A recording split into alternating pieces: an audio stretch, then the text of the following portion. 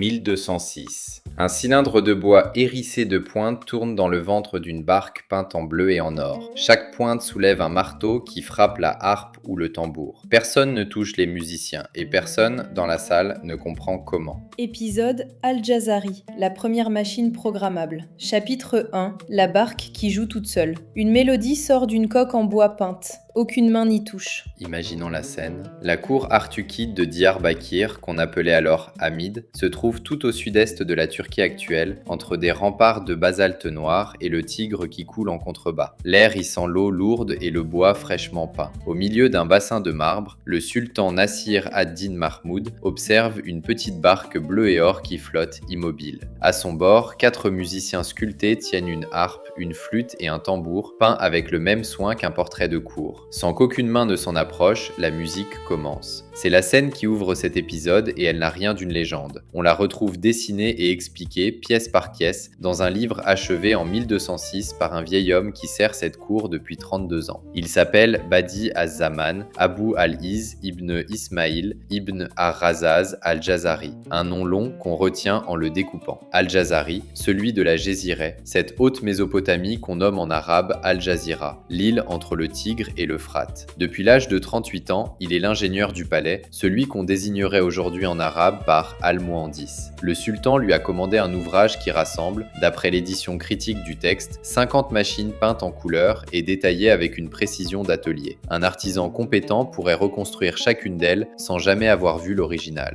En arabe, le titre de cet ouvrage tient en une phrase qu'il faut entendre une fois. Kitab fi Marifat al-Hiyal al-Handasiya, le livre de la connaissance des procédés mécaniques ingénieux. Al-Jazari le termine et meurt la même année, en 1206. Le petit cylindre de bois hérissé de pointes qui fait jouer la barque, lui, va traverser les siècles presque sans qu'un lecteur européen ne le comprenne. Comment un homme capable de construire des machines pareilles peut-il disparaître de l'histoire aussi longtemps et que reste-t-il aujourd'hui pour le prouver ? Chapitre 2, 32 ans, 3 sultans. Les dynasties changent de nom, l'ingénieur reste au même établi. On sait très peu de choses sur Al-Jazari l'homme et c'est presque la première leçon de cette histoire. Ses biographes situent sa naissance vers 1136 et sa mort en 1206. 70 ans de vie, dont 32 passés au service du même palais. D'après les chroniques artukides, il entre à la cour en 1174 sous le sultan Nur ad-Din Mohammad. Le sultan meurt, son fils Qutb-ad-Din Sökmen prend sa place, Al-Jazari reste.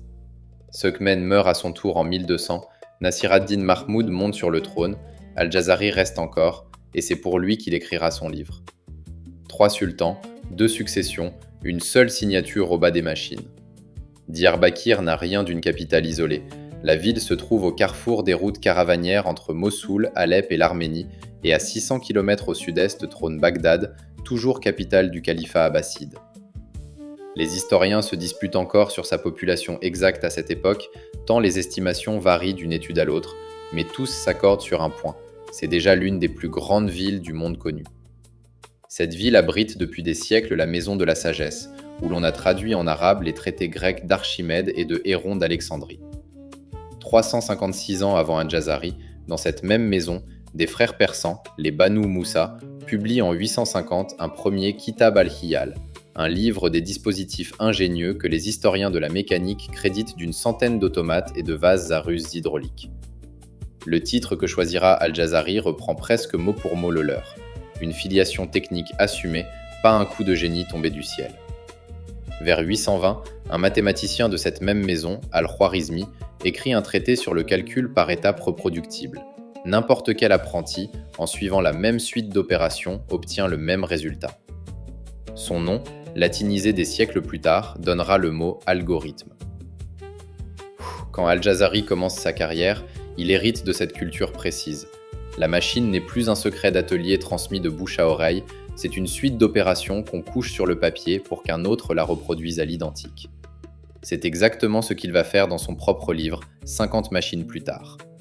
Reste à comprendre ce qu'il a vraiment inventé, au-delà du dessin. Chapitre 3. Le cylindre qu'on peut changer. On retire une pièce de bois, on en glisse une autre, et la musique change du tout au tout. Revenons à la barque du début. À l'intérieur de la coque, sous le plancher peint, Al-Jazari cache un cylindre de bois qui tourne lentement, entraîné par la même pression hydraulique qui anime tout le palais. Ce cylindre est hérissé de petites pointes plantées à des positions calculées. Chaque pointe, en tournant, vient soulever un levier, et chaque levier actionne un marteau qui frappe un instrument. Une pointe haute soulève le marteau, qui frappe la corde de la harpe. Son absence ou sa position basse laisse l'instrument silencieux. Cette pointe, on l'appellera bien plus tard en français une came, une pièce qui transforme un mouvement de rotation en poussée. On en trouve aujourd'hui sur l'arbre à cames de votre voiture qui ouvre et ferme les soupapes du moteur en cadence. Mais voici ce qui change tout. Les cylindres de la barque musicale sont amovibles. On peut en retirer un, en glisser un autre percé de pointe à d'autres positions et l'orchestre entier change de mélodie et de rythme. Changer le cylindre, c'est changer le programme, 7 siècles avant que le mot existe. Le professeur Noël Charquet, spécialiste de robotique à l'université de Sheffield, avance que cette barque figure parmi les meilleures candidates connues au titre de première machine programmable de l'histoire. Dans ce même livre, on trouve une autre pièce qui force l'admiration, une pompe à eau actionnée par une manivelle reliée à une bielle, un couple mécanique qui transforme un mouvement circulaire en va-et-vient linéaire, est le plus ancien mécanisme de ce type connu à ce jour. L'historien britannique des sciences Joseph Needham la comptera, des siècles plus tard, parmi les 2 seules machines médiévales directement dans la lignée de la machine à vapeur et de la locomotive. Cette pompe fait grimper l'eau du Tigre jusque dans les jardins suspendus du palais, sans effort humain continu, jour et nuit. 2 idées fondatrices dans un seul livre, 8 siècles avant qu'on les sépare en 2 disciplines, la mécanique et l'informatique. Comment un manuscrit pareil a-t-il pu rester hors de portée aussi longtemps ? Chapitre 4. 768 ans de silence. Le manuscrit traverse l'Empire ottoman avant de dormir 2 siècles dans une bibliothèque anglaise. L'histoire du manuscrit est plus étrange encore que celle de son auteur. La copie la plus ancienne qui nous soit parvenue, conservée au palais de Topkapi à Istanbul sous la cote Ahmed III, 3472, porte une date de copiste très précise, fin Chaban de l'an 602 de l'Hégire, soit le 10 avril 1206 du calendrier chrétien. L'édition arabe critique de référence en dénombre aujourd'hui une quinzaine, dispersées dans les bibliothèques du monde. Certains ont même été démembrés. Une page isolée, détachée d'une copie ancienne et représentant l'horloge à l'éléphant, se trouve aujourd'hui au Metropolitan Museum de New York, cataloguée comme œuvre d'art plutôt que comme feuillet d'un manuel d'ingénieur. L'un des exemplaires les mieux conservés, celui de la Bodleian Library d'Oxford, sous la cote Greaves 27, raconte à lui seul un siècle de voyage. Il est recopié en 1341 depuis un exemplaire antérieur, puis traverse l'Empire ottoman pendant 3 siècles avant qu'un astronome d'Oxford nommé John Greaves ne le ramène en Angleterre. Greaves part pour Constantinople en 1637 avec l'orientaliste Edward Pocock en mission pour l'archevêque Laud, avec un objectif simple, rapporter le plus de manuscrits grecs et arabes possible. Le manuscrit d'Al-Jazari entre dans la collection Bodleian en 1678 avec le reste du fonds Greaves. Là, il dort, classé, catalogué, mais jamais vraiment lu par quelqu'un capable d'en comprendre la mécanique. Entre son entrée à la Bodleian en 1678 et le premier travail sérieux sur le texte, il s'écoule 237 ans. Ce premier travail, c'est en 1915 que l'orientaliste allemand Eilhard Wiedemann, associé à l'ingénieur Fritz Hauser, publie une étude sur les horloges d'Al-Jazari, en allemand, lue par une poignée de spécialistes. 59 ans plus tard, en 1974, un ingénieur britannique nommé Donald Hill publie enfin la traduction intégrale du livre entier chez l'éditeur Reidel. Hill n'est pas un orientaliste de formation. Il obtient son diplôme d'ingénieur en 1949, sert dans l'armée britannique, avant de partir travailler au Moyen-Orient, où il apprend l'arabe. Il reprend goût aux études, un master sur l'histoire de l'islam en 1964, un doctorat en 1970. Les années suivantes, il les consacre à traduire, mot à mot, le manuscrit d'Oxford. Du manuscrit achevé en 1206 à la traduction complète de 1974, il s'écoule 768 ans. Plusieurs historiens des techniques ont depuis relevé un trou étrange dans le récit qu'on enseigne en Europe. On y passe souvent d'Archimède directement à Léonard de Vinci, puis à Vaucanson et son canard mécanique de 1738, sans jamais s'arrêter à Diyarbakir. Pas de conspiration ni d'autodafé là-dedans, juste un livre rangé au mauvais endroit, dans la case des curiosités plutôt que dans celle des manuels d'ingénierie. Chapitre 5. 2026, le miroir.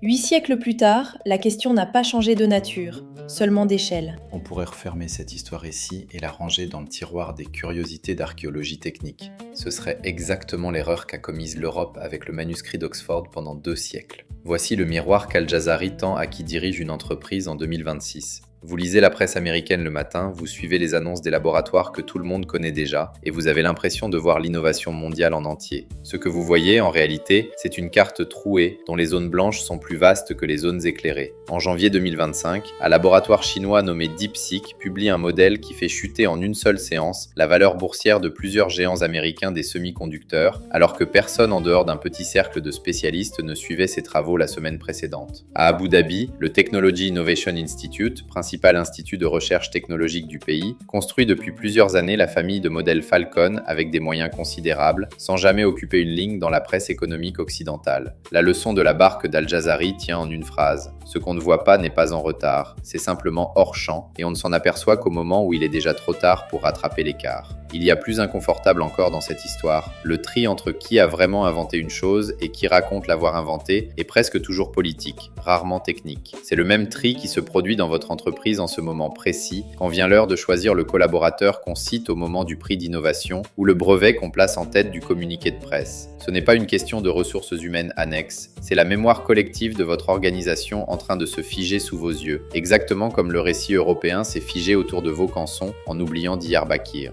Et il y a cet écho-là, le plus direct de tous. Le geste des cylindres amovibles de la barque musicale, cette pièce qu'on retire et qu'on remplace, c'est très exactement le geste qu'on refait aujourd'hui avec un grand modèle de langage. Un même matériel informatique et un comportement qui change entièrement selon le fichier de poids numérique qu'on choisit de charger au démarrage. Personne, en Europe, ne reverra cette logique de pièces interchangeables avant Joseph-Marie Jacquard et ses cartes perforées de métier à tisser en 1801, 595 ans plus tard. Ces cartes inspireront Charles Babbage, qui inspirera à son tour toute l'informatique du XXe siècle. La chaîne complète est déjà là, en germe, dans le ventre d'une barque flottant sur un bassin de palais à Diyarbakir. Reste une question, et elle devrait tenir éveillé plus d'un dirigeant cette nuit. Si Al-Jazari a pu être oublié pendant 768 ans par la civilisation qui se croyait la plus avancée de son temps, qu'est-ce que nous sommes, nous, en train d'oublier sans nous en rendre compte, ici, en 2026 ? 768 ans après aujourd'hui, on sera en 2794. Quel ingénieur, dans quel atelier d'une ville qu'on ne saurait pas situer sur une carte, écrit peut-être en ce moment même ce qu'on ne redécouvrira qu'à cette date. Et la question qui pique vraiment, êtes-vous l'éditeur qui publie Al-Jazari de son vivant, ou l'érudit poli qui range son manuscrit dans une vitrine en se promettant d'y revenir un jour ? Vous écoutiez Al-Jazari, la première machine programmable. Merci d'avoir écouté jusqu'au bout. Si cet épisode vous a parlé, partagez-le.